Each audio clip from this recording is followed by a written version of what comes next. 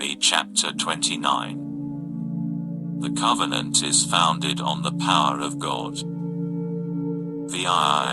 Then Moshe summoned all Israel and said to them, You saw everything Adonai did before your eyes in the land of Egypt to Pharaoh, to all his servants and to all his land.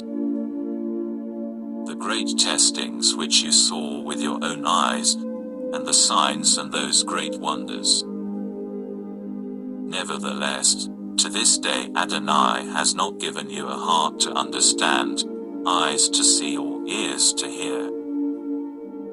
I led you 40 years in the desert. Neither the clothes on your body nor the shoes on your feet wore out.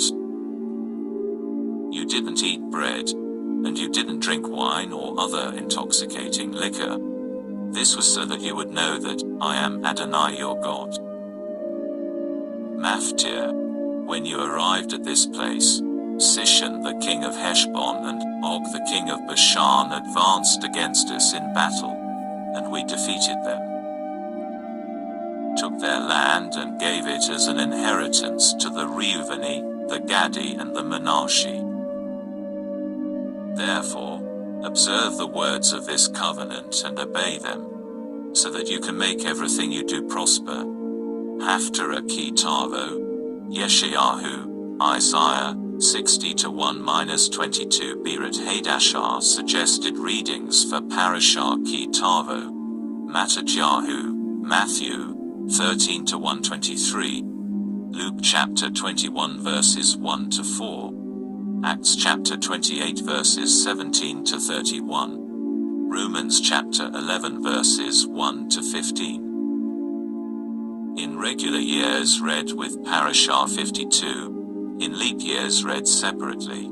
Today you are standing, all of you, before Adonai your God, your heads, your tribes, your leaders and your officers, all the men of Israel, participants in the covenant, along with your little ones, your wives and your foreigners here with you in your camp, from the one who chops your wood to the one who draws your water.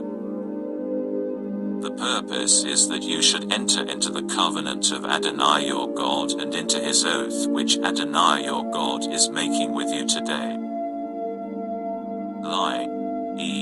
So that he can establish you today for himself as a people, and so that for you he will be God, as he said to you and as he swore to your ancestors, to Abraham, Yitzhak and Yaakov. But I am not making this covenant and this oath only with you. Rather, I am making it both with him who is standing here with us today before Adonai our God and also with him who is not here with us today. For you know how we lived in the land of Egypt and how we came directly through the nations you passed through. The scattering of Israel. And you saw their detestable things and their idols of wood, stone, silver and gold that they had with them. So let there not be among you a man, woman, family or tribe whose heart turns away today from Adonai our God to go and serve the gods of those nations. Let there not be among you a root bearing such bitter poison and wormwood. If there is such a person, when he hears the words of this curse, he will bless himself secretly, saying to himself, I will be all right, even though I will stubbornly keep doing whatever I feel like doing, so that I, although dry, sinful, will be added to the watered, righteous. But Adonai will not forgive him. Rather, the anger and jealousy of Adonai will blaze up against that person. Every curse written in this book will be upon him. Adonai will blot out his name from under heaven. Adonai will single him out from all the tribes of Israel to experience what is bad in all the curses of the covenant written in this book of the Torah.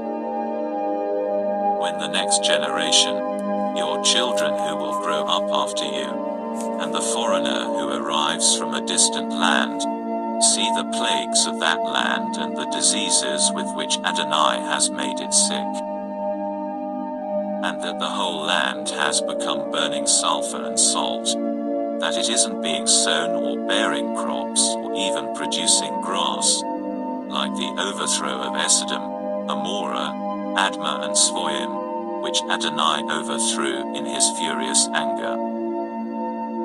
Then all the nations will ask, why did Adonai do this to this land? What is the meaning of such frenzied, furious anger? People will answer, it's because they abandoned the covenant of Adonai, the God of their fathers, which he made with them when he brought them out of the land of Egypt. They went and served other gods, prostrating themselves before them, gods they had not known and which he had not assigned them. For this reason, the anger of Adonai blazed up against this land and brought upon it every curse written in this book. And Adonai, in anger, fury and incensed with indignation, uprooted them from their land and threw him out into another land, as it is today. Things which are hidden belong to Adonai our God, but the things that have been revealed belong to us and our children forever, so that we can observe all the words of this Torah.